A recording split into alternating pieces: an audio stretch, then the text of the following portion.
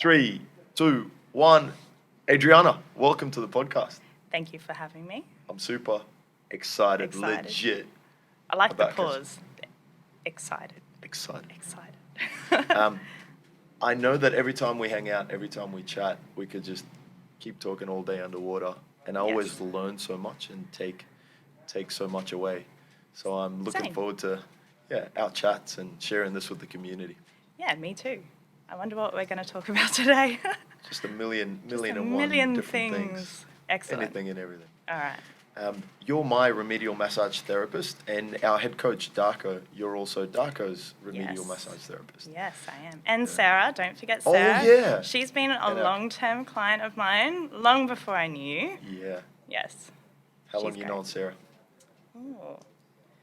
It must be going on like at least 2 years, 2 or 3 years, I'd say. Yeah, and I do her mum, Cool. her brother, her sister, Yeah. and her uncle. Yeah. Yeah. Yeah, it's like the whole family. Yeah, it's good. Her dad is yet to come, but I'm sure he will. I know you've mentioned you would do some work with the Brisbane Lions, Yes. Aussie Rules Football Club. Yes. I've been doing work with them for the last 6 odd years, I 6 think. odd years, Yeah. That was pretty funny when I first started. The lady I was working with at the time, I was doing a lot of work with the Firebirds with her, and then she had her foot in the door with many other sporting clubs, and she was like, oh, you know, the AFL guys, they need someone to help out today. Can you do it? And I was like, sure. When you're first starting out, it's a bit like, oh yeah, I'll take any opportunity that comes my way. Although when I first got there, I had no idea about AFL. No idea. I was very much in the shadows with it. So when I remember going there and I started trying to do an assessment with the guys, and they were like, no assessment necessary, just get on the table, flush your legs. I'm like, oh, okay, so this is how it's done. So, yeah, I feel like I've come a long way now. But now I know the boys really well, and I see a fair few of them. You tend to see the same guys every single time they come in. When you start to know their bodies and how they react to certain treatments and what they're predisposed to and injuries and things like that, you just tend to work with the same sort of group guys. Yeah. And sometimes the younger ones will come in and they're like, oh, you know, I want to jump on this table. And the older one will kind of be like, no. There's a process. Go down that end or whatever. And Okay. Yeah. They kind of, you know, mark their territory. Yeah. But, yeah, it's good. I think everyone just, you know, when you find a good therapist, you want to stick with it. And I think a lot of the boys do that. Yeah. But, yeah. I've never actually been to an Aussie Rules match, but I've seen a couple on TV. It's hectic. Yeah. They're The last one I insane. watched was the one just after COVID, the grand final. Oh, yes. And it was like Richmond Cats. And the Cats, yes. I was going for the Cats. Richmond Cats? Geelong? Geelong? Wasn't it? Yeah. Are they the Cats? Wait, I thought Richmond were the Cats. I thought they were Tigers. Oh, Tigers. There's a difference. My bad. Richmond Tigers. I really hope none of the AFL fans watch this because they'll be like... This dude's hope. But I remember watching the game, and it was a big deal because it was in Brisbane, because all of the grand final series was here. Yeah. So I was like, man, How lucky were we that we super. had all the sport up here? Oh, yeah, all my family in Melbourne's like... Yeah. Oh, they must have been so sad watching it from afar. Yeah, and they love, like, Aussie Rules. Yeah. It's really big in Victoria. Yeah. It's pretty big here, but it's really big over there. Definitely not as big up here. Nowhere near as big. I remember watching it and thinking, man, this is actually pretty tough. Like, Yeah. how much they run, how physical it is, how much jumping, tackling, skill there is in there. It's pretty... I'm pretty sure they can do up to, like, 15 kilometres in a game. Yeah. Some of them lose about 2 or 3 kilos. It's pretty crazy. Yeah. And, it's just so fast-paced. And I've done a couple of games where I've been on the sideline and they'll run off the field, they'll lay down in front of you and they'll just, like, shove a calf in your face and you're like, oh, okay. And then you rub it. And then 2 seconds later, they're just up and away. Yeah. And you're like, okay, that's all. That's all you wanted. I think it's more of a psychological thing for them to lay down. Fix and me? Okay, I'm good. Let's go. Yeah. Precisely. And half the boys don't even come near you. They're so, they've got that white line sort of fever. They're just, they don't even notice that you're there the entire game. So, yeah, I guess it depends what sort of player you are and how dependent you are on, or OCD. Like some of them probably have certain rituals and routines that they need to go through to get themselves into the mindset of the game. Yeah. How did we get on this topic? I have no idea, but I like it. You like it? I love how, like, as health professionals, yeah, when we work with athletes and when we work with top performers, like people that are on top of their game, we always draw some lessons or something that we can then, like, help the everyday person with. I find it fascinating. Sure. It's like, cool, well, I'm exposed to all these problems at a high rate. Yeah. Like guys that thrash and bash their body and use their body to the limit. Yeah. And then when an everyday person comes in with something that's similar or something, there's always, I don't know, there's always something that we can draw on or help them with. Yeah, So, for sure. yeah, you're dealing with that with your calf. Okay, well, I've seen this, or Yeah, try definitely. this, or let's give this a go. Yeah, for sure. It's funny because I get so many questions about, the footballers must be so, like, tight and stiff all the time. And, like, to a certain point, yes, but also no, because they're constantly getting treatment. Like, they have physio unlimited access to them. Then they've got us that come in twice a week, and then they've got actual therapists that are there the night before or on the day, doing stuff for them before the game and after the game. So they're quite, like, supple most of the time, and it's just mostly maintenance work.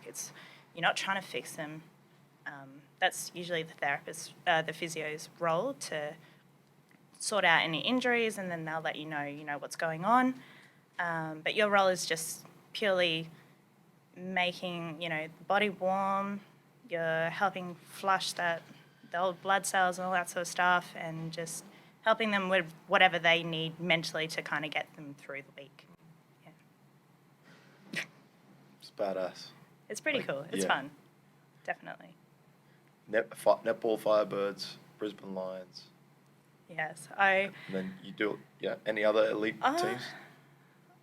Firebirds, that was probably a few years ago that cool. I did it with the girls when they were winning the grand finals a couple of years ago. That was a hectic game. I don't know if you ever watched that game. I think it was like 4 years ago. Yeah. And I think they scored their last point within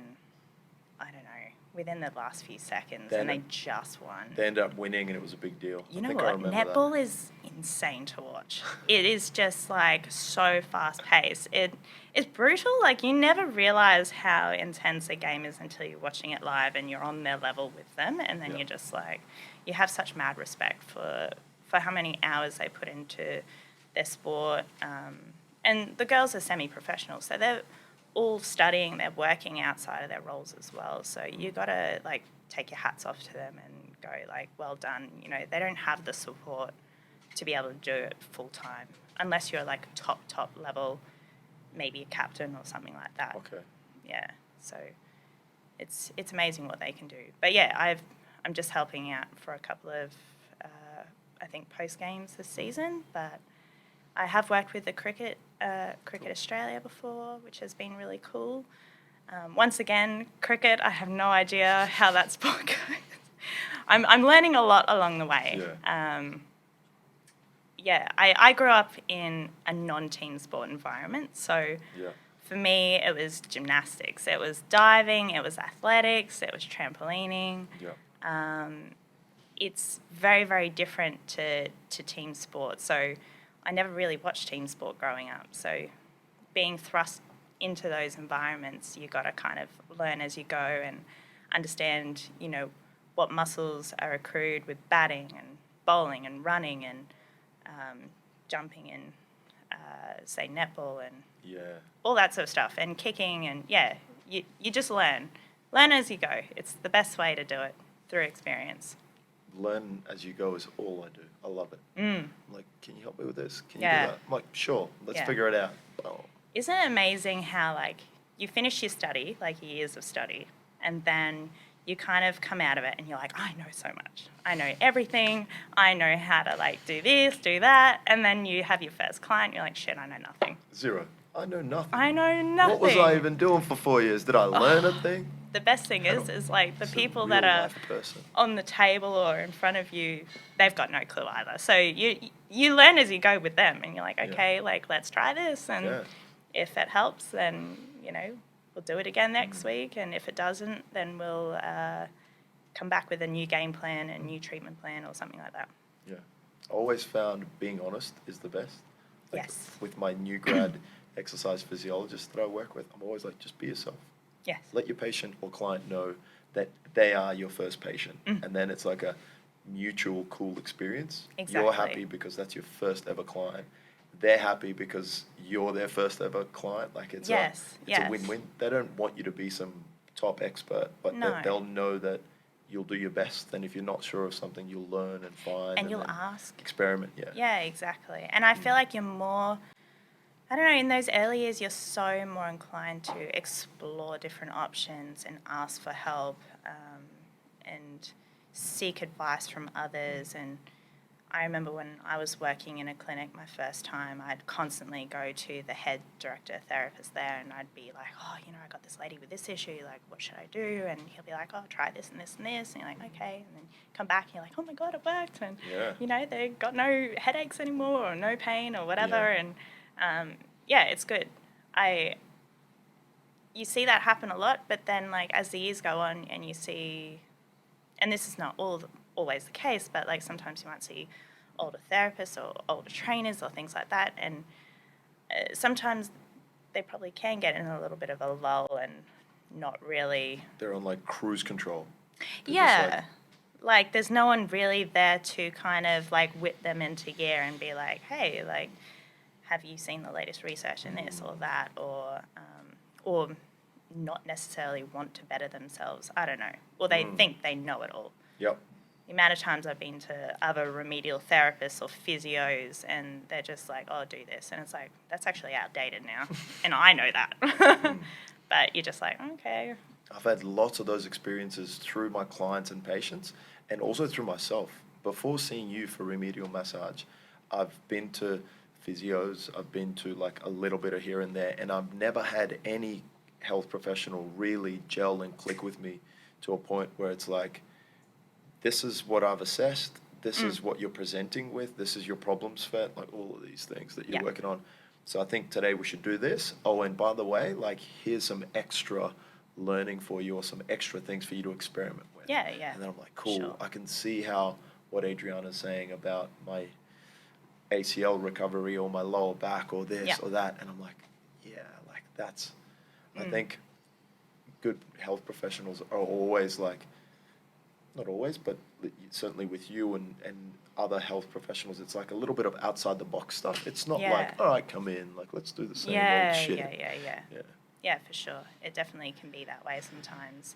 And I feel like, that might come from a lack of their knowledge of, maybe the gym or sports or certain activities. This is why, like, I like to try and diversify in so much, like, exercise is like, going into boxing and trying climbing and this and that, just so I have a better understanding of when those people do come to me, I can go, okay, yeah, I understand what you're going through. Like, I've tried that and I've had that sore, like, sore muscle soreness after doing that particular exercise, and have you thought to recruit this muscle or whatever?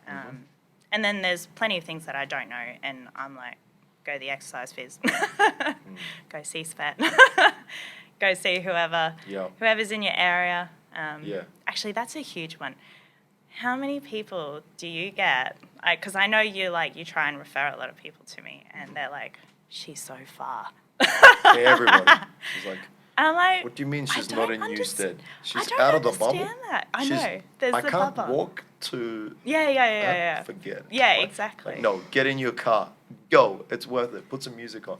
Put a podcast on. I know. Get there. I'm like, you live and work and breathe everywhere within this like 5 kilometer radius, and then when it comes to like your health, like I've never understood that, because I'm always a person that's willing to travel for something that's good. Like I travel all the way to Sumner Park, I think Jindalee area for some of my treatments with my old lecturer. He does a lot of like structural integration and rolfing and things like that. So You mean to tell me a remedial massage therapist has a remedial massage therapist? Stop it. Oh my God. And I actually get constant treatment. Not from him always. Coach has a coach? Oh my God. I know. Bit of a trend. Yes, it should be a trend, and I hope it keeps trending. But So good. yeah, it's really good for ongoing learning. And, you know, someone might do something to you and you're like, wow, like I got such good results from that. I'm going to try it on someone else. But yeah, I have like 2 people that I usually go to.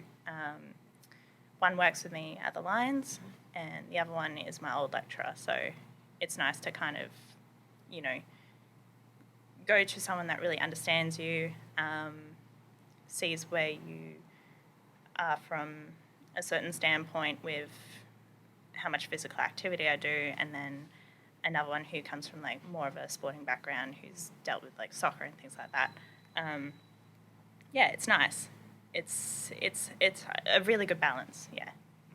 And yeah, sorry. No, you're good. I was like trailing off and it's like this tumbleweed moment. no, it's all good. I tumbleweed moments all the time. Oh, man. When I'm in the gym, some of my teammates are like, Svet, I just see you looking out into the sky all the time. You look like you're in deep thought. I'm like, man, I'm just chilling out. I'm not thinking about anything. They're like, I didn't want to interrupt. Looked like you were. Yeah. I'm like, no, zero See, going on. Just chilling. Yeah. I get all my Just checking out tumbleweed the weather. moments from like stories. I'll be like saying something and then, I don't know, I seem to have this like shending sort of like, oh, this story's really going somewhere. And then you'll finish and then people are like, and you're like, that was it. Yeah. They're like, oh, I thought something more exciting was going to go with that. And you're like, no, that was That's all I got. That's all I got. I really like what you're saying about a health professional or a coach or a remedial massage therapist that's using their body and like training or whatever it is, whether it's gymnastics or gym someone or, who understands or boxing. Yeah, somebody that's actually moving. No disrespect to our other friend remedial massage therapists, but if you're practicing massage or coaching or exercise physiology, but you're not really using your body, like if you're able to use it, but you're lazy and don't have discipline and neglect your physical conditioning or don't really have any movement that you're passionate about, I always think, I could be wrong, but I always think there'll come a point where you'll just be doing the same cookie cutter, like factory line treatments and interventions with your clients and your patients, because you can't really relate and you can't really understand. Let's say they're talking about muscle soreness or DOMS or niggles that they have after using their body. If the last time that you worked out or did anything physical or challenged yourself was like in high school or uni or 10 years ago, like, are you really going to be the best remedial massage therapist or the best exercise physiologist to help people get better? If like, if you're like hung up on your glory days when you were playing some competitive soccer or doing some competitive gymnastics and that's what you relate to, I don't know, you really need to be, I don't know, that's my take on it anyway. Yeah, but I guess like that's where, you know, certain athletes will seek you out and, you know, they'll relate to you. And you know what, there will be people that relate to those people who haven't Maybe really moved. Yeah, that's and, you know, they'll probably not look for anything more beyond than them just coming in once a week or once a month or something like that and laying there and not really bettering themselves. They're just going to lay there, get their treatment and go, cool, I'll see you in a month. That like ongoing forever without, that's a good point. And people are content with that. And who am I to say that's wrong? But that's true. I've always been a firm believer in like sorting people's issues out ASAP, because you don't want it to get into the point of it being like chronic pain or something that they're going to deal with 3 months down the track or 6 months or a year or 2 years or 20 years later. It just becomes it becomes a whole separate issue, and it becomes not just physical pain, but like it's so psychological. And I feel like anyone that's in the chronic pain department, they need to see a psychologist, 100%.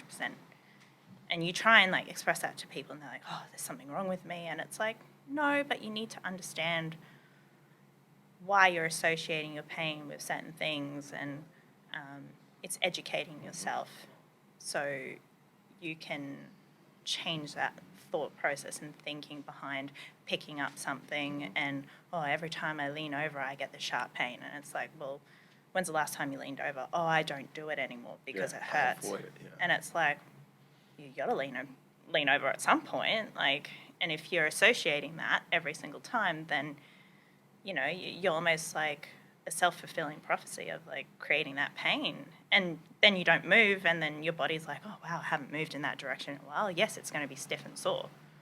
So yeah, Chronic pain. It's a hard one. It's a hard one to deal with. Yeah, the first time I realized like how complex chronic pain is, every 2 years we have an exercise physiology conference, and I've been to a lot of them. And this one time there was this lecturer that presented on chronic pain, and he had a book published and he was speaking about it, and it was like eye-opening, this stuff. Yeah. Like hearing a scientist that's just dedicated 15 years of his life to understanding chronic pain, telling us like he knows very little, and he knows knows some things, but like it's super complex and there's lots of things at play. So I agree with you. That would be a really cool concept of like, you're in chronic pain, you've been struggling with this for a long time. Let's get somebody that knows something about mental health. Yeah. Let's get a psychologist. Yeah. Imagine like a chronic pain psychologist. Man. That would be cool. I mean, that's practically me right now. Yeah. I've done my psych degree, but my undergrad, but I feel like... Okay, you've done an undergrad in psych? I've done an undergrad in psych, and I feel like it does... I thought, I had completely stepped away from it, because originally when I did my psych degree, I was like, oh man, I'm going to go into sports psychology. I'm going to figure out, why people get like mental blockages when it comes to like maybe performing in their sport and blah, blah, blah. And then I was like, oh man, it seems so in depth, and I don't think I want to deal with people's like psychological issues. I'll just deal with their physiological instead. And then you go into remedial massage, and then, like, the two are combined. Like, very, very associated, like, both of them together. So it has definitely helped me do my job. And, like, seeing people's bodies physically react to certain ways of me pushing. Like, they're like, oh, I love firm touch. And you're like, okay. And you do a firm touch, and they're just like, they're jumping, and you're smiling because you're like, I know this. Wait a minute, am I like... Yeah, 100%. You're like, I feel attacked. Yeah. It happens all the time, and it took me so long to realize, like, firm touch is so different to so many people. Like, one firm touch to one person is completely different to another person's idea of what firm touch is. So... it took me so long to go, okay, instead of me pushing the exact same to everyone, I need to push this much pressure into one person and a little bit of less pressure into another person because of, I don't know, maybe they do have depression and anxiety. Their guard is already up. There's certain, like, they're a lot more sensitive in the body because of that. And then there's other people who have had... past experiences with going to, say, another massage therapist, and they've pushed so hard to the point that they've seized up the next day, and they can't move, or they're worse off for whatever reason. So you're battling against people's like memory of what their previous experiences were, and then they come to you, and then you've got to kind of like reset their whole way of thinking when it comes to like remedial massage and and what's good and what's bad pain. It's really hard. But, like, I don't know. I love it. I love the process of helping people to change their minds about remedial massage. You're very good at helping people change their minds about remedial massage. I know that when you're working on me and when we're at treatment, you're very selective with your wording, I've noticed, and then you're like, I'll complain about an issue, and I love how you like debunk it, and then you say, and that's okay, your body is giving you a signal, and it's letting you know that something's annoyed Alright. at whatever. Yeah. I'm like, Adriana's right. It is okay. Like, this is Yeah. my right knee that I've had an ACL reconstruction on, and I haven't been realistic with my progressions. I've gone 0 to 100 from doing no running to like running, and now my knee's jacked up, and I'm like, yo, Adriana, what's wrong with my knee? Yeah. You're And then obvious- it's like, have you done much mobility and warm up and warm Wait a down minute, and all I that haven't sort done of anything. stuff? I haven't done any homework. And that's like, okay. Yeah. And then, so through how you chat and the words that you use, it's really powerful because it like gets me thinking about it. You're Sure. not like, oh, your knee hurts, let's fix it. Yeah, do it. Yeah. It's like there's a lot more Yeah. behind the scenes, which is where I think some of this Yeah. injury psychology really kicks in. Yeah. And also, like, not everything has to be an injury. You know what I mean? Not Yeah. all pain needs to be associated with, like, you injuring it. Yeah. You know, people look for answers. They're like, what's wrong with me? And I'm like, you don't want to freak Who people cares? out Yeah. because that's what gets them into that Yeah. fight or flight stage. And, Yeah.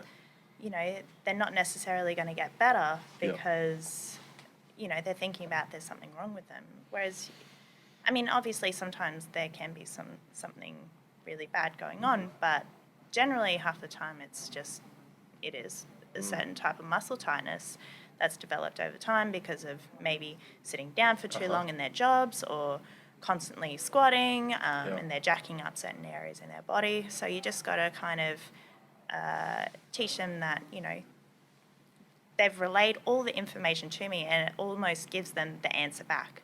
Yes. They'll be like, oh, you know, I sit 8 hours a day and my shoulders and upper body gets really sore and now I've got this horrible pain in my neck. And it's like, so you sit down for 8 hours a day and you don't move? And they're like, yeah. I'm like, well, Yeah. what's the solution then? Move. Yeah. And outside of that 8-hour workday, you're not doing anything structured for your resistance training. You're not doing anything structured for movement or recovery. And then you go home and you can, like, you sit at home, you sit at work, you come home, you sit down, you have dinner, you sit in the car. Yeah. And then they're like, oh, yeah. Yeah, I'm not exactly. actually using my body. Yeah, precisely. We know if we don't use it, we lose it. Or like, Yeah. yeah. Yeah. So half the time my Yeah. battle is telling people to strengthen, and it freaks a lot of people out, you know. Mm-hmm. The people who probably don't necessarily exercise or do anything for themselves, you tell them, like, go to the gym, and they get so anxious about, like, going to the gym and working out, and it's like, you've got to move. And I'm not asking you to, like, smash some weights or something. Start with something small. Go do a Pilates session and, you know, just low resistance sort of training, and then, like, work up to certain strength and conditioning, or go see a PT and have that one-on-one session with them so you're not daunted by doing big group sessions where you feel like you don't know anything. There's so many ways around it. You've got to do something. And if you hate gyms, that's okay. Do it at home. You don't want to do it at home, that's okay. Do it in a park. You don't want to do it in a park, I don't know, go find something else. But you've got to do something, Half the time it's just, motivating people. And I don't know, my job seems to be more and more me telling people, like, I feel like I'm like this train station of people coming to me and being like, you know, they've jumped off the train and they're just like, oh, this has gone wrong, and, you know, this is what hurts and whatever else. And I'm like, all right, well, let's try this direction, and then if that's not working, then you should go down this direction and that direction. So I'm constantly referring people on to, you know, whether they need to see a physio or if they need to get scans, or, you know, and the scans are usually more for their peace of mind because they've got no idea. Yeah. And I'm like, look, you can go to, like, a really good physio and they can pretty much diagnose what's going on and give you a treatment plan and you can go ahead. But a lot of people don't like that because they need some substantial evidence to say that, you know, What's this is wrong with me. Yeah. Exactly. I remember when I sprained my ankle a couple of years ago, I didn't go get scans because I was like, I know I've sprained my ankle, but I'm going to go to the physio and, you know, he'll help me move forward in whatever regard. So, and that's another thing. This is another thing. Is like, as soon as people hurt themselves, they're like, Adriana. I'm like, I'm broken. yeah, like, can I come in and see you right now? And I'm like, you've just hurt yourself. Like, let's say your back spasm or something. I'm like, does it hurt to touch? And they're like, yes. I'm like, so what are you going to come in and see me for if it hurts me? Like, if it hurts you for me to touch your back? what am I going to do? And they're just like, oh, I thought you could help it. And it's like, yeah, of course, but like, give yourself a rest. Yeah, you're probably going to be spending like a day at home, not really moving that much, but you've got to just like relax and calm down, because all that sensory overload is just making it worse. So you've just got to kind of convince the person to just chill out, relax, advise them of, whether you think they should go to the doctor or see a physio or whatever. But yeah, usually after that 3 days of inflammation, all that sort of stuff, then they can come in, they're like, oh my God, like I feel so much better. 2 days ago I couldn't walk, but now I'm moving a bit better and I feel a lot more comfortable laying on the table. I'm like, good, because there's not much I could have done for you a couple of days ago.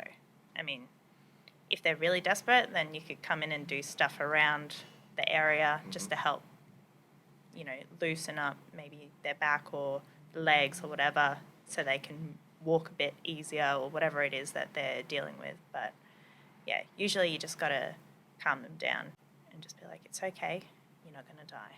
That's such good advice.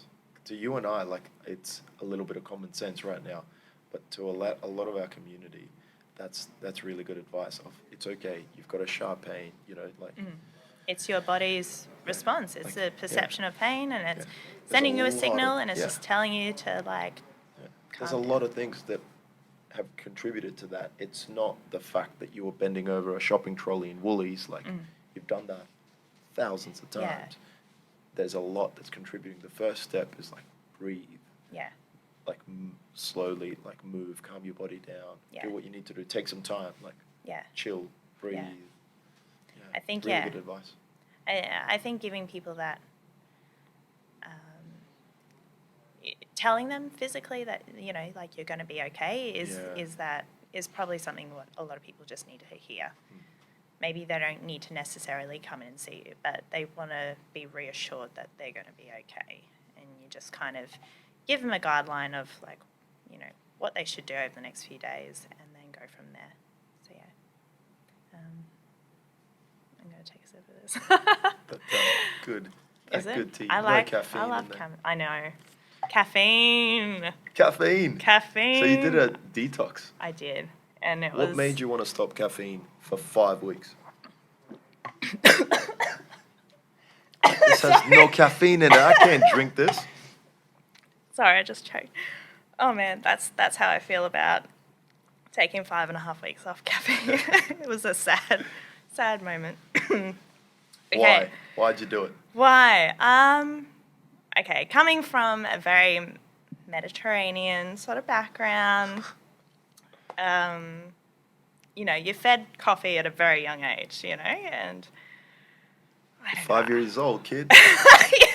Let's Try have the an espresso. espresso. What do you mean you're 7 and not drinking espresso? Exactly, it's practically like that. We had a young European kid come in with his Really? dad. I'm not kidding. A couple of weeks ago. Don't tell me you got an espresso. He was young as, and he was with his dad, Yeah. and he was like dressed like his dad, and it was like this cool father and son moment. He got him an espresso. I'm like, Oh, piss off. "Did That's that- so cute. I swear to you, yeah. That's really cute. Yeah. I I don't know appreciate how that. old he was, probably Yeah. not 7, Yeah. but he wasn't over 15. This Yeah, kid's yeah. like, it reminds me of Modern Family, that Manny, with, like, Yes! he's always like, And then- sip, yeah. Like, that's what That's it what reminded he me is, of. yeah. No, These that's awesome. I feel Europeans like... and their coffee.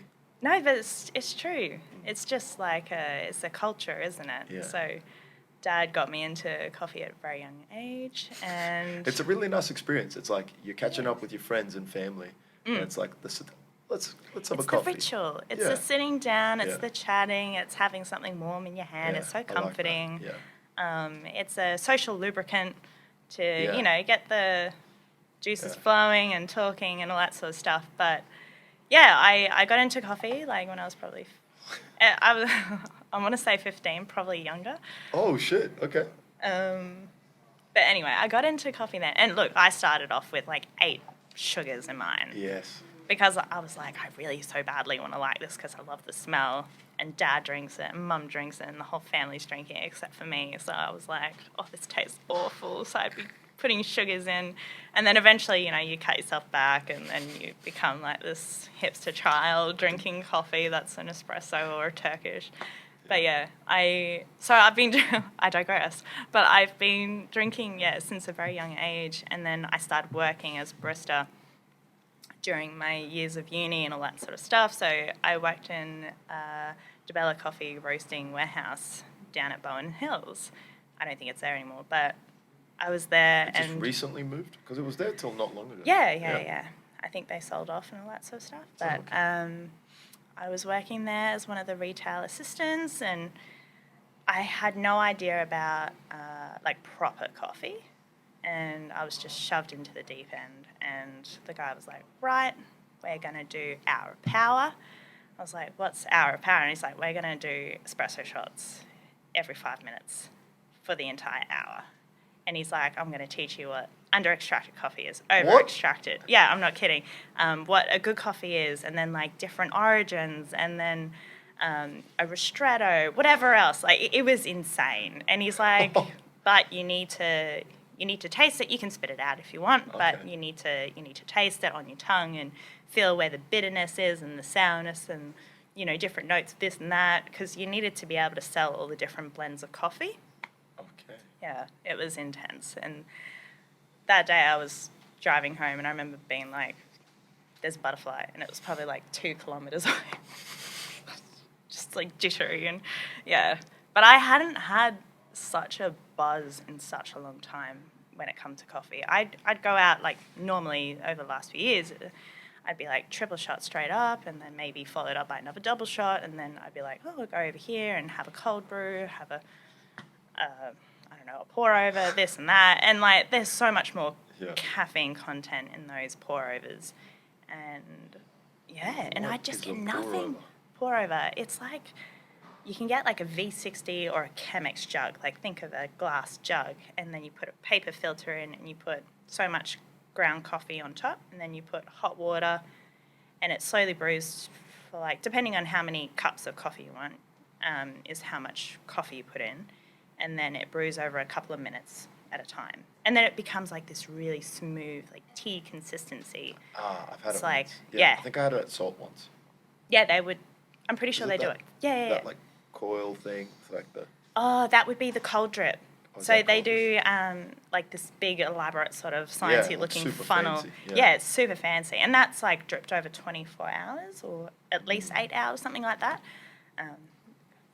Gap difference there. I think it's 8. I think it's about 8 hours, depending on how much, once again, is up there that they want to drip through. Is how long it will take. But yeah, I was obsessed with coffee to the point where every place I'd go, like, oh, I need to be in Wollongabba, I need to find a coffee, like a good coffee joint around there. Anyway. I got to a point where, like, I was yawning, I was tired still after, 4 shots of coffee in a day. And then, I don't know, I just felt like I was getting so many of the adverse effects of coffee instead of, like, all the good stuff. So I think my body was just in adrenal overdrive. And I was like, you know what, I think it's time to take a break and, just completely come off it. I was aiming for 6 weeks. I ended up doing about 5.5, which is not bad. Not bad. I probably could have gone the entire way, but I was in a really good coffee shop with my friend. And usually if I'll catch up with people during this time, I'd be like, oh, yeah, I'll just get a chai latte or whatever. Cool. But I was like, you know what? I'm ready. I'm ready. I'm going to have a coffee. And it was like the best thing ever, like the taste. It was just so smooth. But after that, I was just... like, I was wired, and I was like, oh, my God, I haven't felt like this in such a long time. And then we went and did a climb up Mount Cootha, so that was good, yes. What coffee order did you get? I got a large cappuccino. Large cap. Usually I'm a black coffee drinker, but I feel like it's harder and harder to get a good black coffee from anywhere. This is my snobbiness coming through, yes. Your coffee expertise. I didn't have coffee all the way up until uni. I think maybe first or second year uni. That's Darko got me onto coffee at uni. Oh. I haven't talked to him about this since. Oh my goodness. So, we were like turned you to the dark side. We were studying hard in the library one day. And he's like, man, I need a coffee. And he's like on his second one or something. I'm like, man, I'm going to come with you for a walk because I just feel like getting up. And We'll get I'd a hot never, chocolate. and I was like, he's like, do you want one? I was like, man, all right, I'll see what it's all about. And he's ordering his cappuccino, Yeah. snapping like 3 sachets of sugar, like, Yeah. boom, boom. I'm like, what are you doing? He's like, oh, no, I like it sweet. He's like, 1, 2. I'm like, damn, he's like 3, boom, like mixing it up with the little wooden thing. I was like, all right, man, I'll try it as well, I guess. I'm Yeah. like, he's like, what are you going to get? I'm like, just whatever you had. Yeah. And I'll do the same. Whatever that I'll have a is. cappuccino, yeah. And that's how it started. And I don't Did think, you like it? Be honest. Yeah, I swear yeah, no one really likes coffee when they I first didn't try mind. it. I have a big sweet tooth, so all I could taste was like sugar and milk. Oh, and because like you put the sugar in. yeah, Okay, yeah. I just copied what he Yeah. did because I had no idea. I'm like, I don't even know what to order. Like a Yeah, yeah, yeah. cappuccino, I guess. I don't know. I think like a mocha is like a really good start. Good entry point. Good entry point, as long as you like a bit of chocolate. But yeah. Isn't it crazy how we just have habits that we don't think of? I don't think I've stopped or done a caffeine reset since. Because you did an alcohol stop. I did. Yes. Yeah. How did that go? Amazing. Good. Yeah, I've done it twice. You've done it twice. Okay. No, I've done it 3 times max. Darko and I decided to do it at uni once. That was the first time we ever did it. Yeah. Okay. So whilst I feel like all that's our, a wise choice in uni. yeah, Yeah. whilst all our uni mates were just partying, getting Yeah. drunk, we did this like 9 months of 9 months? yeah of Oh where we my just gosh. trained, focused on our training, nutrition, learning about training, learning about nutrition, and we were still going out almost every weekend and like Yeah, catching yeah. up with our friends, getting into clubbing, all of that stuff. But That's we so just- good that you can do that Yeah. at an age where, it's fairly intense with, the party and It's scene and all Yeah. that sort of stuff. Yeah. It's like one of the best things we ever did, and we always talk about it. That we always talk about. We've never talked about the caffeine thing. Yeah. But yeah, it was like we would go out and all our mates would be like, shots, beers, and we'd be like, just water or tea? Like, Yeah. what do you got? And we're like a stock exchange or port office, and Yeah. And then we always talk about like the first time we actually just had that moment where we're like, we're ready. We'll We're have ready. that. Like, Yeah. We'll have that drink, and then we had this like really big night to Yeah. break our 9 months of Yeah. just Yeah, training. celebration. Yeah. Well done. But the last reset I did before this one was kind of hard because there was a Yes. lot of pressure from my friends and family Yeah. to like have alcohol. Like, what do Okay. you mean you're not drinking alcohol? I'm I like, know. I'm doing this. They don't understand, do Yeah. they? They're like, why? Are you sick? I'm like, I'm not sick. I just Yeah. don't feel like, what's wrong with you? Why are you like, just Yeah. have one, man. Like, Yeah, have one. yeah. I'm like, no, I'm It doing almost this it's little it's reset. almost about them though, to make them feel comfortable So much. and not feel as loose or something So much. next to like maybe a sober person. Yeah. Yeah. Yep, Because I've been big in that time. situation where I've had friends who have not drank for a year, Yeah. and you're just like, drink, get on my level. Yeah. But I don't know. The older you get, the more you realize you're like, Yeah. I don't need to have alcohol to have a good time. Like, Yep. it really depends on the company you keep and those sorts of friends that are supportive, and you can have a good time no matter what. And then there's other people that you're like, well, I probably can't really hang around you unless I have a drink. Yeah. Escape. Yeah. It's tough. A lot of our Yeah. community members that have like joined me in these random challenges along the way, they've found it really tough with the peer pressure and like the social awkwardness of like, especially more professional members of our community that do work over lunch or dinner, or say Okay. they've signed a deal, or Yeah. they're like catching up with a client or Yeah, something. yeah. And then it's like this, we're in work mode, but I'm just gonna shatter this moment Yes. but some of them have like remained tough and Yeah. stuck through, and others come up with other strategy, which is Yeah. like, all right, I'll have one and I'll be mindful of it and Okay. sip on it. Yeah. But I never do it as, okay, I'm never drinking again. I do Yeah. it as a neat little detox, kind of Yeah. like you've done. For sure. And every time I've done it, I've noticed my training improves, my Yes. ability to train harder for longer improves, my sleep improves, Your sleep my improves, yeah. cognitive sharpness improves. Like, Yeah, you wake up in your the morning, functioning. yeah, you're like fresher and like ready to go. Whereas sure. sometimes if I've even had like one drink the night before, I wake up a little bit slower and like a Yeah. Yeah. little bit sketchy. Yeah. I've had a few moments where, you might drink on the weekend and then you get to like Monday morning and you go to the gym and you just feel sluggish and you're just like, oh wow, is that from the 4 drinks that I might have had on the Yeah. weekend? I don't know. And you Yeah. feel slower, but I'm not really sure about, the effects of alcohol beyond, however many days and training. I'm sure there is definitely a correlation. Yeah, I've experimented with like Whoop? tracking it on my Whoop. Okay, yeah. And if I've had alcohol, it definitely affects my quality of sleep that night. Yeah. So if say you've had drinks on Saturday night, drinks on Sunday, or Friday, Saturday, that's two nights of the week where your sleep quality isn't as good. Yeah. So I think For sure. that will roll on to our performance in the gym on Monday. Definitely. I'm no expert. I'd love to know and the I'll have some science drinks behind this it. weekend. Yes, do it. I don't know. You got to live a little, though, as well. Good for a reset. And every time I've done a reset, every time I've returned to having alcohol, I've always been more mindful of it. Yes. Instead of having like 2 or 3, Yeah. I'll have like 1. maybe Yeah, 2, or yeah. yeah. Yeah. And I guess you just gauge what you have for your week of training or whatever.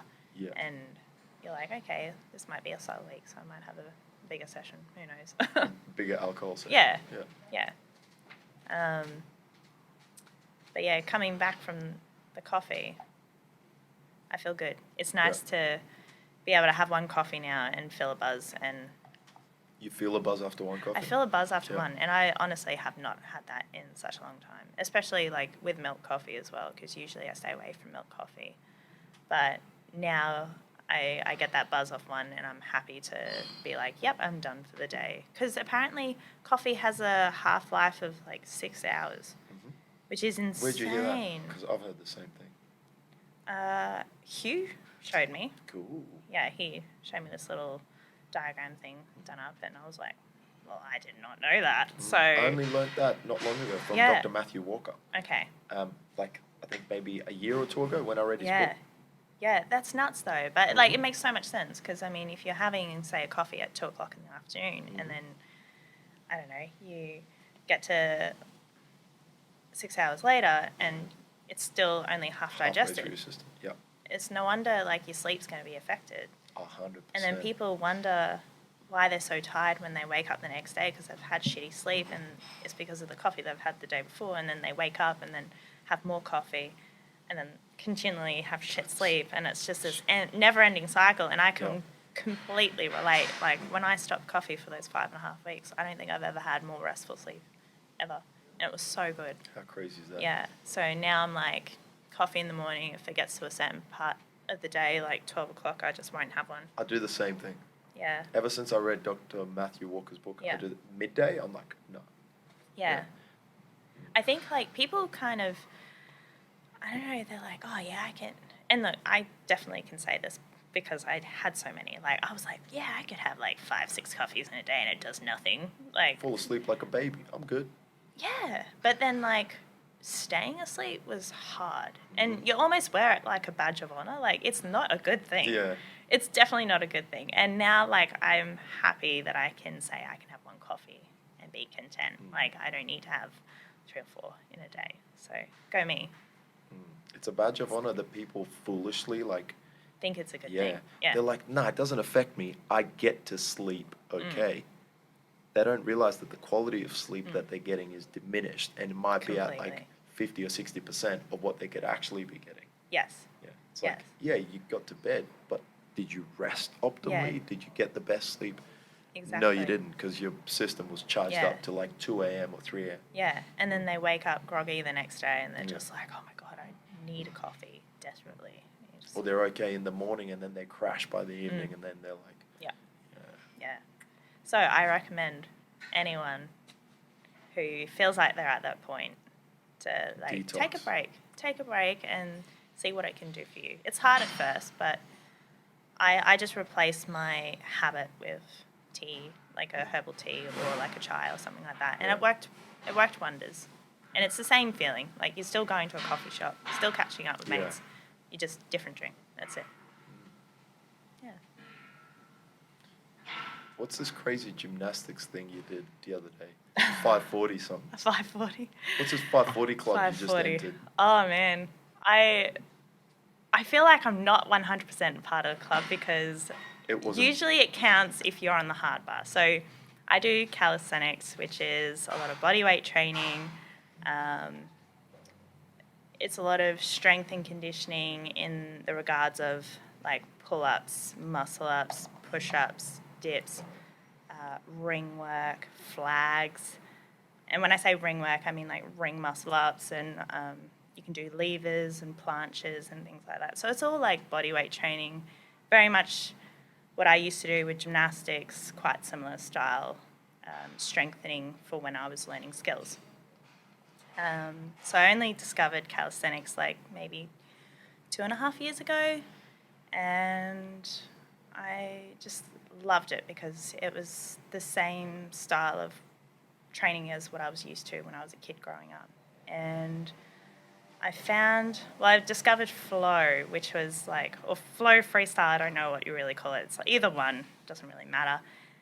Basically, you've got this metal bar and you've got like this huge kind of like, it's like a playground almost, and you've got like ladders that people do human flags off and whatever else. And the whole idea is to create flow.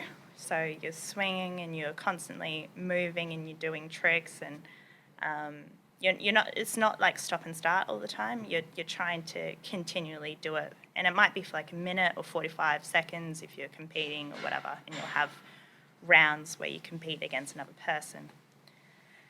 But yeah, it's been hard because in gymnastics you have like a high bar and a low bar, and it's wooden and it's bouncy. In calisthenics, it's all just hard metal bars. No flex. Like No flex. No flex at all. So it's like a park bar, like what you'd find outdoors, yeah. like zero movement.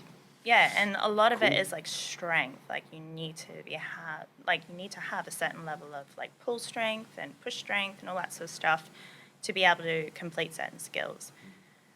So what I do at gymnastics just feels so different to what is done on the hard bar. So I can do, what I did the other night was a 540, so you kind of swing into it, you got to turn, and then you do an extra 360 turn on top of that and land facing the bar. And the whole idea is to keep going and do something else out of it. But yeah, it took me a few goes, and you film it because filming helps you see what you've done wrong and how you can better the skill and all that sort of stuff, especially if you don't have like a coach nearby or something like that. So I think it looks like a very egotistical sport because you're constantly filming and you're constantly seeing what you've done wrong, and then you do post it up because like you spent so much hours doing that you kind of like, you know what, I've worked hard and I've trained hard, and this is not a thing where you're looking for people to praise you. It's just saying like, this is how hard I've trained and this is what I've got out of it. So I think people look at it and go, oh, they're just showing off, or they're doing this and they're doing that. And I hate that. That is the worst thing that I hate, is like people going, you're showing off. And it's like, you don't understand. You're showing off the 20 hours of work that went into doing things like gymnastics. And like, you're not getting anything out of it. You're not getting sponsors. You're not getting prize money. You're not getting, free trips somewhere. You're doing it all for you and the love of the sport. So when people are like, you're showing off, you're like, you have no idea what I've been through to be able to do something like this. And for someone to like belittle you in a way just because they haven't even tried it, they don't know how to do it. Is this online comments or in person or both? What do you get? Both. I got it so much when I was a kid, when I was doing gymnastics. Yeah. I mean, like, look, it's understandable when you're a kid because kids don't know any better, I feel. Yeah. And it's easy to, I don't know, put something down that you don't understand. Yeah. When you're an adult, you get it as well, and you're just like, you almost want to say to the person, be better than that. And I'm sure, like, some people probably say it from, a place of, haha, like, you show off sort of thing. Yeah. But those words have weight, hey? Like, even when people just jokingly say shit like that, it's not. And it almost makes you not want to be proud of what you have achieved. Yeah. Because you're like, fuck, am I actually looking like a show off right now? Am I showing things like, am I being like too vain or something? But I've gotten to a point where I just don't care. Good. I'm like, you know what, like, I'm happy doing what I'm doing, and I work hard for it, and I see the results. And if people, want to perceive me as a show off, then whatever. Like, take your comments elsewhere. And look at someone else's profile that's, I don't know, selling a shake. Or and booty get your bands. and get your Or 10% makeup off. tutorials. Oh, it's ridiculous. Yeah. So I'm pretty happy with the point that I'm at, where I'm like, no, like, the people that follow me, they all understand. They're all really respectful, and usually, I'm going to say like 90%. And yeah, they understand what you're going through, especially the calisthenics community. The community in Australia, New Zealand, is quite small and it's very intertwined. Everyone meets each other like maybe once or twice a year. They go to the fitness comps, and that's where like all the calisthenics crew come together. And you probably would never have met them until that day, and somehow you all just mesh together, and then you're off having dinner with each other. That's and so cool. yeah, it's really cool. And then people are cheering on that Yeah. you've never even met before, and it's just so nice to have that. Interesting that like one contrast versus the other one. Oh, There's completely. always haters. There's always people that Yeah. are going to have some negative comment online or in person, Mm. or I've seen it in the past in other commercial gyms where it's like, oh, you've got it easy, like you've got a good physique, or like, why are you even in the gym? You're already lean, or like Yeah. just real Yeah. nasty negative comments like that, where they say it sometimes maybe without realizing how much damage that's going to do to the other athlete or the other person that's trying to better themselves. Yeah. Or like deter them from going to the gym or put them off, Yeah. because it's like, well, yeah.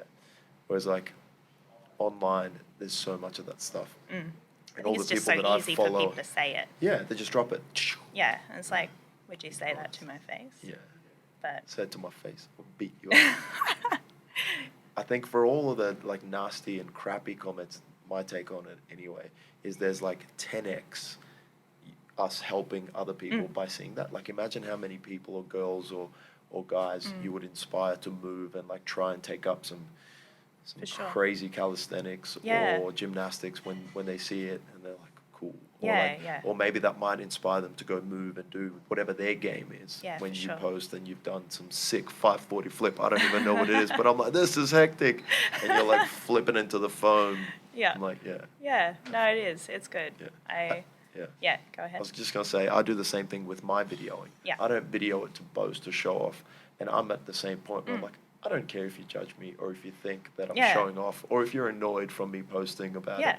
But it's part of my learning and part of my development. Yeah. And if I draw some lessons or For sure. inspire someone to move or just document my journey. Yeah, really, exactly. Yeah, it's more all for I'm you doing. than Yeah. anyone else. Yeah. At the end of the day, you are going through life, and back in the day there was, photo albums to have Yeah. all that. Now we have everything at the fingertips, with technology and Instagram and whatever else. So it is like a virtual photo album for yourself. And if people want to come in and have a look, then please have a look.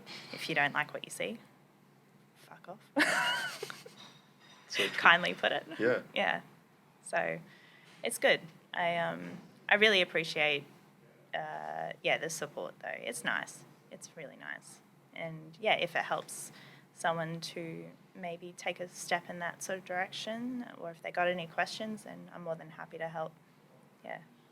It's good to have someone to look up to, because there's plenty of people I look up to, and you just hope that there's always, you can always be there for someone else who might want to follow in that direction.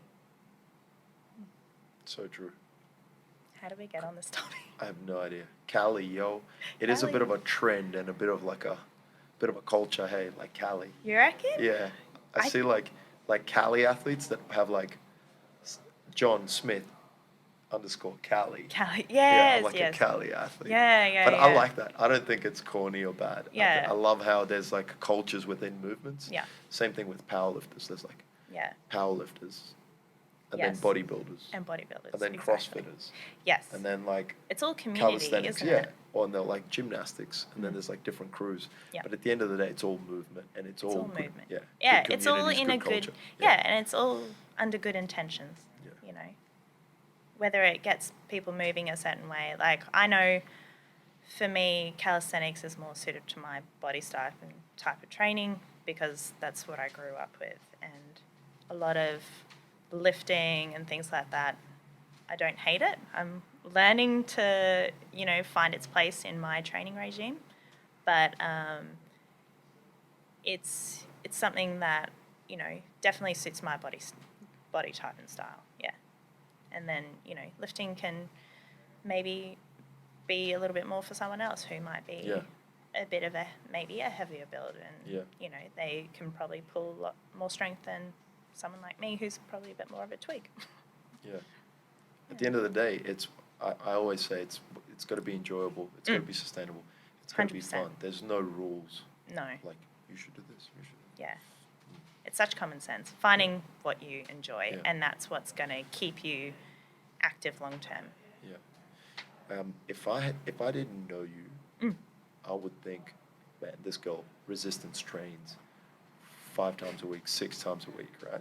And also with gymnastics athletes and calisthenics athletes, you guys always have amazing physiques. Like, bit of a blanket statement, but it's like always well-developed physiques and like good defined muscles and like lean and good structure. And even when I follow gymnast athletes, like the Olympic Games or like whatever, it's always they're like pretty amazing.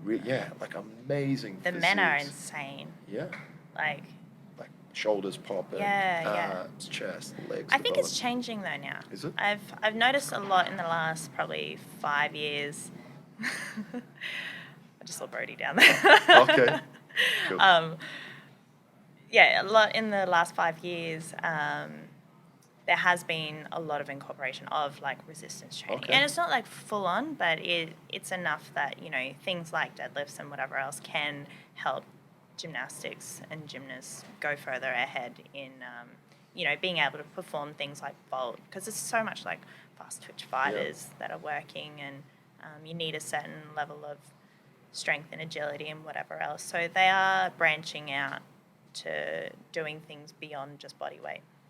I really like that side of it, and I think that's what pulls me towards like checking out what you guys are doing. Is like, how do you guys get that good physiques? Like, yet like doing all this, of course, because it's very demanding, takes a lot of skills. You're using your body a lot. Like, I really like that, and I think some of the people that I've met in that space, that was their initial pull, which is like getting the physique. Yeah, like these athletes are looking amazing. They look like they're having fun. They're just like, but like, The interesting part is like none of the athletes that are doing it are sitting there thinking about physique. Yeah. Like initially, that aesthetic that look is probably something that's on their mind of like, fuck, I want to look like that. Yeah. But when you actually get into it and it's like, oh, I need to learn this skill and this skill and this skill, you start to think about the performance and the skill and everything that requires and whatever else you need to do to be able to do the skill. So you completely, aesthetic just goes out the window. Like, I've never thought about my physique when I've trained, ever. I've never sat there going, I want a bigger butt, or I want bigger shoulders, or I want to be able to, you know, I've never thought about how I want my body shape to be. I've always thought about, what do I want to perform? How can I perform it? How do I get there? And if it's doing, you know, this many reps and sets or muscle ups, or, you know, doing this sort of planche work or this or that to help me get the skill that I need to get, then that's what I'm going to do. And your body develops and shapes itself through that. Yeah. And then you just got to fuel yourself accordingly. So I think like fuel a lot of yourself people accordingly. Yeah. With nutrition. Yeah, exactly. I think a lot of people need to understand that. I think I imagine for you, you'd have so many girls and like, guys coming in here going, opposite. "Oh, yeah, they're coming in and going, like, I'll use you as an example. They'll be like, oh my god, how do I get a physique like that? Like, what's she doing for it? I'm like, and not just you, but other athletes as well. Yeah, for sure. And they don't realize that, like, this is a person that's like, you know, trained very well trained and has dedicated, like, you know what I mean? Yeah. And then they're like, oh. What do you mean she's not in the gym, like a traditional gym, you know, 5-6 times a week? I'm like, no, because she's doing all these other things. And that's the beauty of movement and training, because you've devoted years to your craft. Yeah. Like you've just focused on the skill. Yeah. And the byproduct, one of the many byproducts, is an amazing physique. Whereas like the initial pull for girls, I really like that because it's just this fun, enjoyable, skill-based, performance-based, getting the most out of your body. Yeah. And you look amazing. And yeah, there's a lot of other sports and a lot of other movements. And I think it's really nice where you don't have to just do the boring gym routine, and like you can have fun with it, enjoy learning skills. And, yeah. I think once people find, what's going to make them happy, that's the path that needs to be followed. Don't think about physique. Think about what you want to perform and how you're going to perform it, and follow that path. And, your body will shape and mold around that. If you see bodybuilders and you want that bodybuilder type body, then that's what you're going to train for to get that. If you want to have like a gymnast body, then maybe you need to find something like calisthenics and get into handstands and whatever else. And yeah, you've got to try different things and look at, what it is that you want out of it. Flames. I want 10 flames for 10-star podcast. Okay, I think I've stopped choking now. We can continue. Let's resume. Can I hear myself? Yeah. I think this is going. Yeah. Sweet. Cal? Yeah. We're back on. We're back. After our short break of me coughing. But yeah. So, what's been happening with you? So much. Your business, training, family. Excellent. Friends that are like my family. Yep. It's a family bucket. Good. Good. Lots of different things. Lots of learning. Lots of good challenges. Yeah. Lots of learning. So much. Yeah. What are you learning at the moment? I'm on monk level, so I'm drawing learning and lessons everywhere in my life. Excellent. In all of those buckets. Yeah, it's really cool. When are you going to come in for another massage? Yo! Do you know how long it's been? Like, I know you... I'm scared. It's been like probably 5-6 weeks, but I feel like it's been but it's probably been longer. I feel like it's been longer. Because we tried to get you in before your comp. Shit, Klein. Yes. And I was scared to come in before the comp. I think you were. And I was... Because I even told you, I was like, look, we can do something really light, and it's like flush work. And I think, you're a little bit in your own head about it. Maybe, This is that bad experience that I had with... See, tell me about your bad experiences. I love hearing about other people's bad experiences. How deep do you want me to go? I'm going to go all deep. in. Yeah, no, tell me. Seriously. Okay. All right? Yeah. So before seeing you, there was only one other person that I had like hands-on treatment from, and it was a physiotherapist that I had a working relationship with, and he was like the physio next door in like the commercial gym where I was practicing. But like it wasn't... I wasn't getting like ongoing physio or anything like that. I might have seen him like maybe 2, 3, 4 times. And I was, I wonder if this was after my ACL. It might have been. Maybe it was before. Yeah. I'm not sure. Okay. But I had a tight lower back, and I was heavily preparing for my football season. Okay. So it was like off season, and it was our first game coming up. And I always do this thing every season. I'm like, I'm going to get really fast, really fit. Yeah. Change my recomposition. I'm going to go ham. But I wasn't prioritizing movement, recovery, or really stretching, or flexibility, or any sort of recovery. Or gradual progression. 0. So I was like 0 to 100. I need to start running commando style. Sure. All of the mistakes a person could make. And I was like, gym, all the fun stuff, all the things that I enjoy. Yeah. Strength training, running, cycling, probably a million other things that I'm forgetting to mention, but never really taking the time out to recover or stretch. So I was like, and I could tell that it was like getting bad. Yeah. I guess I'll You're go just see feeling yourself physio. lock up a little bit or something. Yeah. Physio is easier than me having to do work by myself. I'll just go see a physio. That's fair.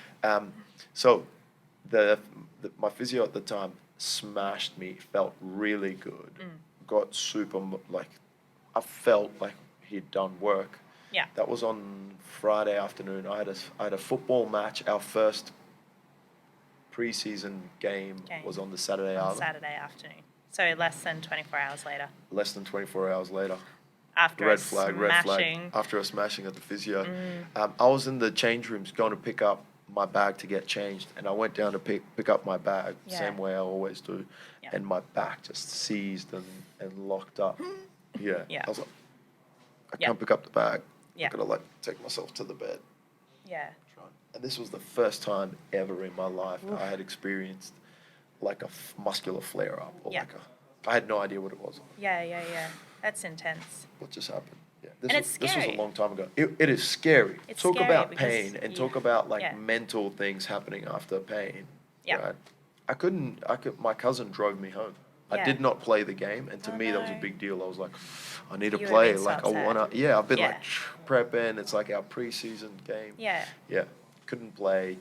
But I feel like that's probably where the physio probably should have come in and gone, you know what, like, even though you probably think you need a really hard treatment the day before a game. I agree. They probably should have gone, okay. I agree. He hasn't had a treatment in a really long time. It is the day before. What are we here to do? Just warm the body up and get you feeling, nice and good for the game the next day, instead of just being like, fuck yeah, I'm going to push as hard as I can. But, like, I don't know maybe what the physio was thinking, and then I don't know what your physiological responses are. Like, maybe there was a bit of, like, tensing against it, which, when you have those two opposing forces, it's just not going to work. And then you have a stress reaction like that. And, unfortunately, it puts that negative connotation to massage, which is sad, because then you get people like me who has the aftermath of it. And then I'm sure there's a lot. Sorry to interrupt you. No, go for it. I'm sure there's a lot of our physio friends out there that would have taken that into account. And I know this is maybe one physio out of 1,000 that didn't. But it did scar me.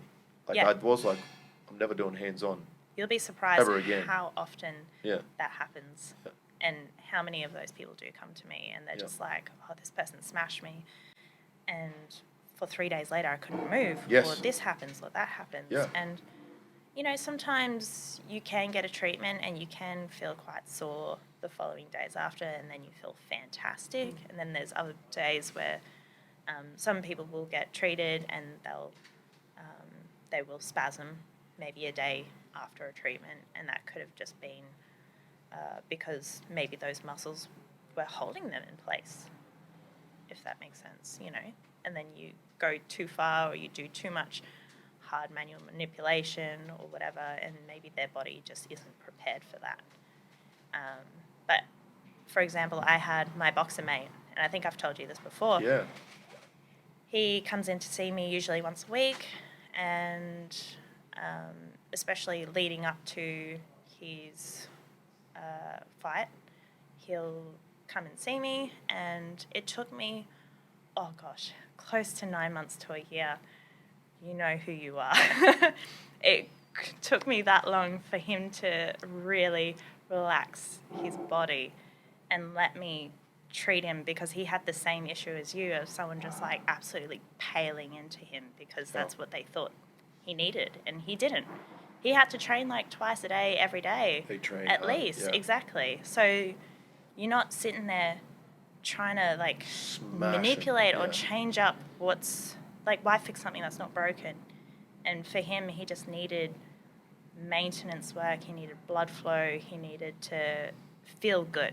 That was mainly it. It was probably more of a psychological thing as well, as just coming in and having that downtime and shutting off and resetting. And it just took him a while for him to breathe, like learning to breathe differently to what he does in the boxing ring, to breathing on the table and relaxing and not being in that fight or flight mode all the time. But we finally got there, and now he sits there and he's like, I love massage. He comes in and he's like, I'm just going to sit here and relax. And, like, he'll be like, oh, this area hurts and that area. And I'm like, it's okay. Like, I think he still probably might get a little bit of that anxiety of, like, I don't want this to feel worse than what it is. And I'm like, it's all right. Like, if you're not feeling too good today, then I'm not going to smash you today. And, we'll take it easy, and we won't be too hard in this area or that area. We'll just, do a full body flush, and then he'll kind of, at the end of it, go, that's exactly what I needed. So you got to think on your feet. You can't do the same treatment every time you see the same person. Like, you got to see how they are, what's going on in their lives at the moment, how many days out from a fight or training that they're doing, how often, and all that sort of stuff, and just work in through that. I think that might be the difference between somebody that's good at what they do and somebody that still needs to get to that level. With this physio experience of mine, I did tell him that I had a match the next day, and I did tell him that I don't get that much hands-on, and I did tell him that he's like the first person ever to put hands on me. Okay. Yeah, he had all that information, so he's still like, that still happened, and I'm not blaming him. I'm not doing the victim thing definitely. here at all, because there's probably a lot of things that I was doing wrong as well.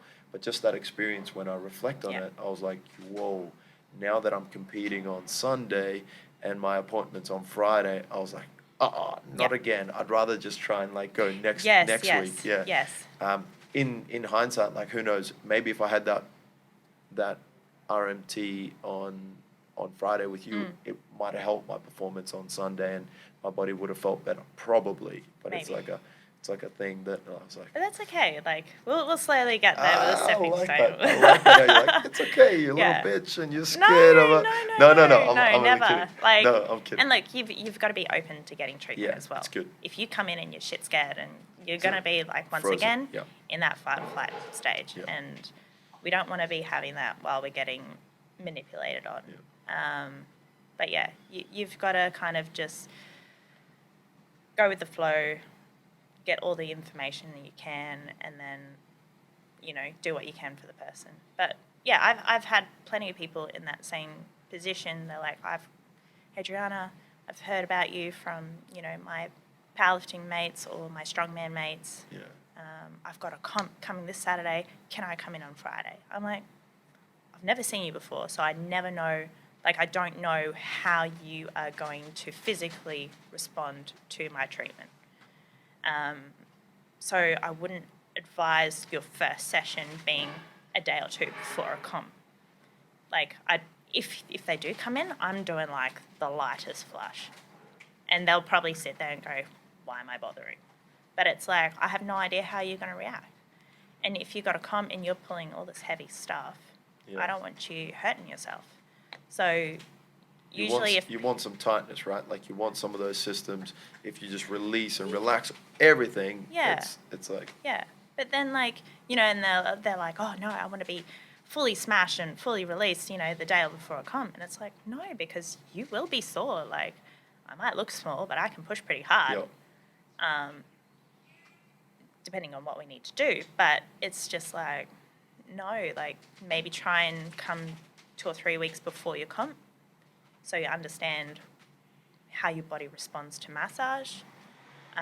Then we can try a week out from your comp, do something light again, and then post-comp we can do, a little bit of a flush or whatever, and then beyond that, if you want to start to, go into recovery mode a little bit better, and if you've got niggles or whatever from lifting or this or that, then we can go a little bit harder. Yeah. But the amount of people that want to come, and I've never seen them before, like a comp or whatever, like a game, it's just like, you got to be super cautious with them and just be like, no, like, you need to be coming sooner rather than later, just so they understand what their body's response will be to massage and manipulation, all that sort of stuff. Yeah. So true. Yeah. I even apply that with my lifting week to week. Like, if I'm deadlifting tomorrow, I'll make sure that I don't get my massage today. I'll like complete all my heavy lifts, and then I'll like, my training's done, and then I get the massage. Yeah, you usually get it at the end of the week. Yeah, which works for me. And then you've got the weekend to recover, sort of thing. Yeah. And I also don't have to think about it. I'm like, it's at the end, and it's like this nice thing. Where I'm like, I'm in recovery mode now until like all night Friday, Saturday, Sunday, and then I'm back to training on Monday. Yeah, that's how it should be. But yeah, and I think like when you are dealing with athletes, if you do have a massage therapist that's not necessarily that way inclined, they're not going to really think about those processes because they haven't put their bodies through certain things. So it is good when someone can come to you and you can relate and understand what it is that they need to do. And, yeah, you just learn on the job. There's a lot of on-the-job learning. On the job. It's always on the job learning, yeah. That's cool. More than you think. And it's good. I hope it continues to be that way. And it's the stuff that I did maybe 7-8 years ago when I first started, so different to what I would do now. Yeah. What's firm for one person is so different for another. Yeah. Understanding people's psyche is a hard thing. I feel like, you know, in your job, in my job, like having a certain level of psychology, like an understanding of psychology is so necessary to be able to perform our jobs well. Yeah.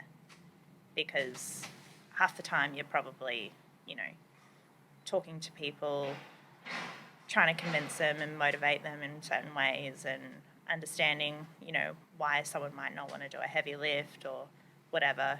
It's just trying to build confidence and educate them as much as possible. And then for me, it's kind of like, okay, how do I get this person recovering quicker? How do I understand what it is that they need? And how do they respond? What do I need to do for them? Yeah, that education and learning, it's such a big part of what we do. Yeah, I can relate to that a lot.